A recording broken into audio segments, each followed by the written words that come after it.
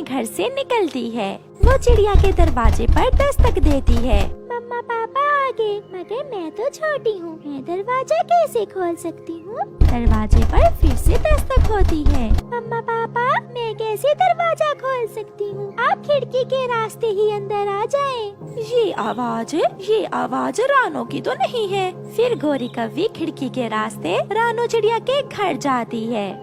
आप तो मेरी मम्मा नहीं है, क्या आप मुझे खाने आई हैं? नहीं बेटी, मैं आपकी पड़ोसन हूँ। क्या पड़ोसी अच्छे होते हैं? वो छोटे पक्षियों को खाते तो नहीं है? बेटी, पड़ोसी बहुत अच्छे होते हैं। आप घर में मिठू तोता शिकारी को जाते हुए देख लेता है। चिड़िया और उसका पति तो पकड़े गए, बहुत बुरा हुआ चिड़िया के साथ। तोता वहाँ से भागता है। मैं इस बच्ची को अपने साथ ले जाती हूँ। जब इसके मम्मा और पापा आएंगे तो वो इसे ले आएंगे। चलो बेटी, आप मेरे साथ मेरे घर चलो।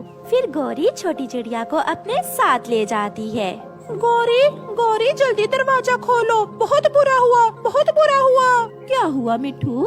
गौरी, चिड़िया और उसके पति को शिकारी पकड़कर ले गया है। छी मिठू, आहिस्ता बोलो। उनके अंडे से अभी बेटी निकली है। मैं उसे अपने घर ले आई हूँ। अगर उसे मालूम हुआ तो वो रोने लग जाएगी।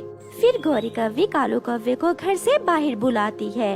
मिठू ने देखा है अपनी आँखों से, चिड़िया और उसके पति को शिकारी ले गया है। मिठू, वो शिकारी किस तरफ गया है?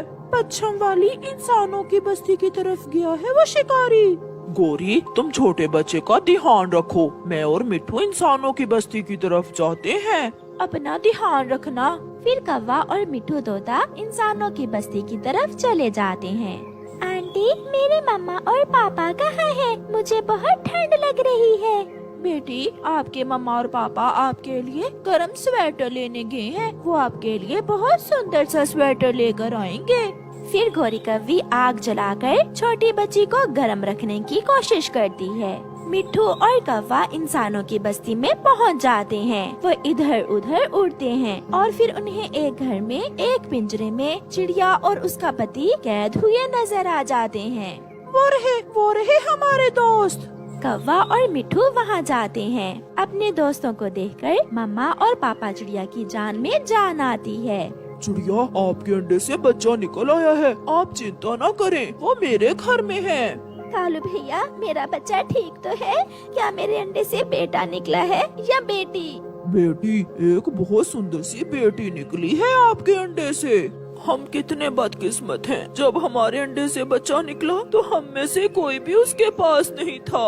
फिर शिकारी उस तरफ बढ़ता है, जिसे देखकर कौवा और तोता पेड़ में छुपकर बैठ जाते हैं। मिठू, किसान की पत्नी बहुत दयालु है। हमें किसान की पत्नी के पास जाना चाहिए। वही अब इस शिकारी से हमारे दोस्तों को आजाद करवा सकती है। फिर कौवा और मिठू किसान की पत्नी के पास जाते हैं। माँ जी, हमारी दोस्त चिड़िया और उसके पति को शिकारी ने पकड़ लिया है। मर जाएगा, उनका छोटा सा बच्चा भी मर जाएगा अगर शिकारी ने उन्हें ना छोड़ा तो। ये इंसान बहुत जालिम है। अपने थोड़े से फायदे के लिए पक्षियों की जिंदगियों से खेलते हैं। वो छोटा बच्चा अपने मम्मा और पापा को ढूंढ रहा है।